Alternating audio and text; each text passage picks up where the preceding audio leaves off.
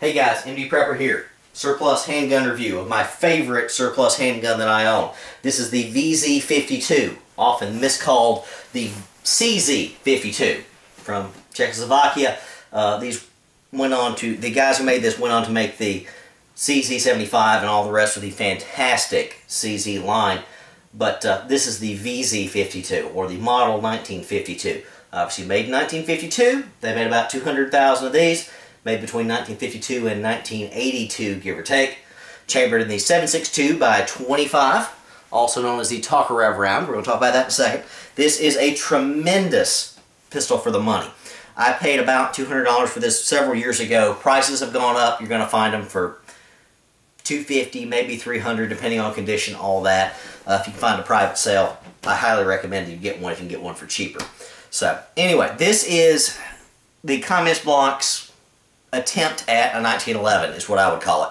Being single action only and firing full-size pistol, almost identical size dimensions overall to a 1911. I did not get my 1911 out of the safe so I could lay it here against it, but should have done that. Oh well, sorry guys. Anyway, great gun.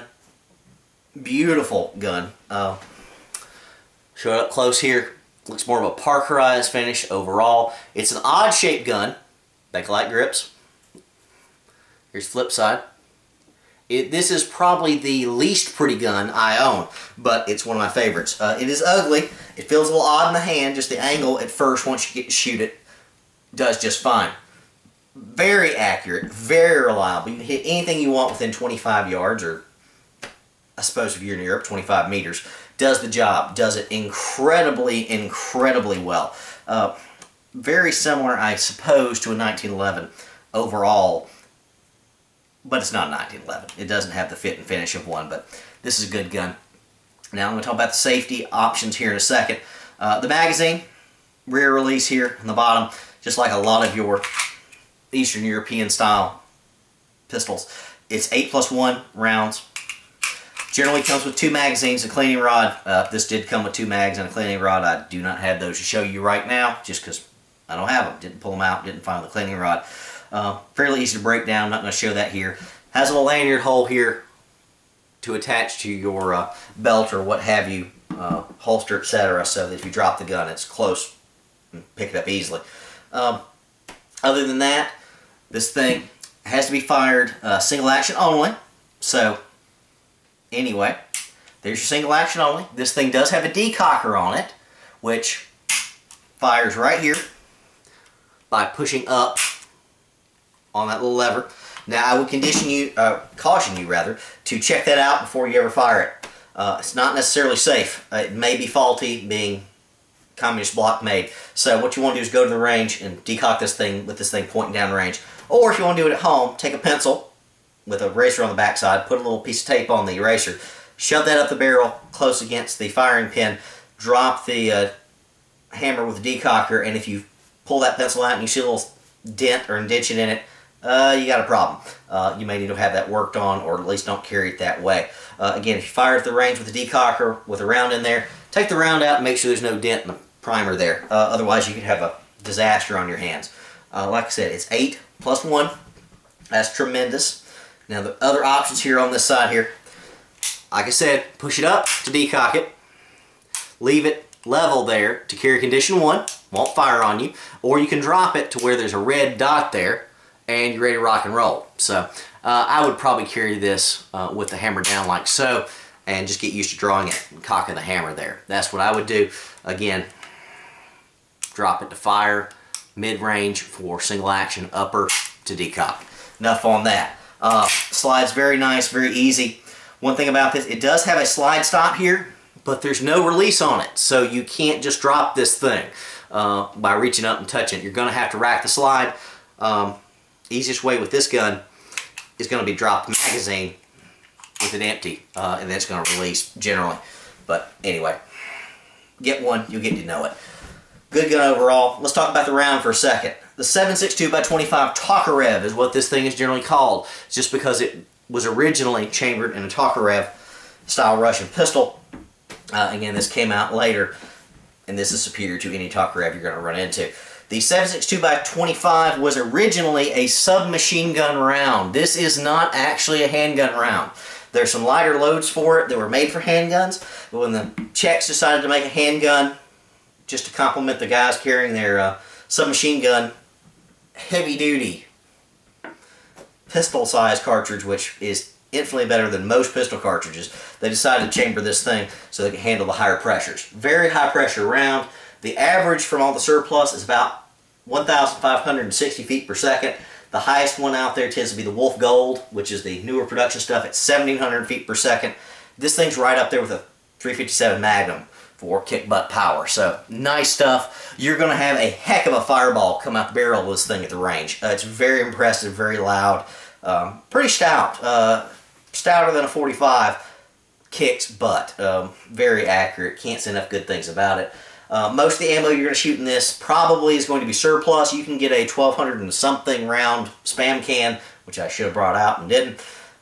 110, 120 bucks. That's a lot of shooting for one handgun in my opinion. And you can buy modern ammo if you're going to use this for defense or don't want to deal with corrosive ammo. The older stuff is going to be corrosive. And this is the newer stuff. I think this is Partisan or Wolf. I can't remember. Anyway, my opinions on corrosive ammo. If you don't like shooting corrosive ammo, you are a lazy gun cleaner. You just clean your guns, guys. Clean them well, clean them consistently like you should all of your firearms. Anyway, enough on that. This is a low-cost firearm to shoot. Not as cheap as the Makarov rounds, but this kicks butt compared to a Makarov. Why would I want to pack a sub-380 caliber, slightly sub-380, when I could walk around and pack something close to a 357 Magnum? One thing about this round, it can defeat lower levels of body armor. It can defeat your standard military Kevlar helmet, the PAS GT helmet, and punch right through that like a hot knife through butter. The ballistic vests, it will defeat the NIJ level 1, level 2A, level 2, and some, occasionally, of the level 3s. So, not around to be trifled with. Kicks butt. Again, very affordable, very easy to find. Additionally, for holsters, I recently picked up an original style holster. It's your standard little flap style, which is probably not the best for tactical use, but looks good for reenactment. And also holds the extra round, which magazines here, which I've got here to show you. That I usually keep in the gun, but just didn't for this. I need to actually polish and finish this thing up. This will look gorgeous. It looks like it's got a lot of wear and tear on it. Really doesn't. Just needs some oil on it. Have not done that yet. Just hadn't gotten around to it. For practical carry though, because that's not real practical for concealed, and this is a little too big for concealed, but if you did want to carry this around, the best thing I found is this little standard cheap Uncle Mike's. I think this is a size 0, something like that. I took the little back strap off it, little Velcro back strap. This is just an outside the waistband standard hip holster. This thing fits great in this thing. Fantastic. This thing's long enough and heavy enough, it's not going to slip out. And it's easy to draw. You can get this out, cock it, ready to rock. So, again, not the gun I'm going to carry a lot. But if you didn't have a whole lot of money and need a full-size pistol and wanted something that's better than your little 380s or 9s or 22s or whatever, this is going to do the job. 7.62x25. Kicks butt. You can also find for your bolt-action gun some inserts that will actually fire the 7.62x25 instead of the big rifle rounds to save on price.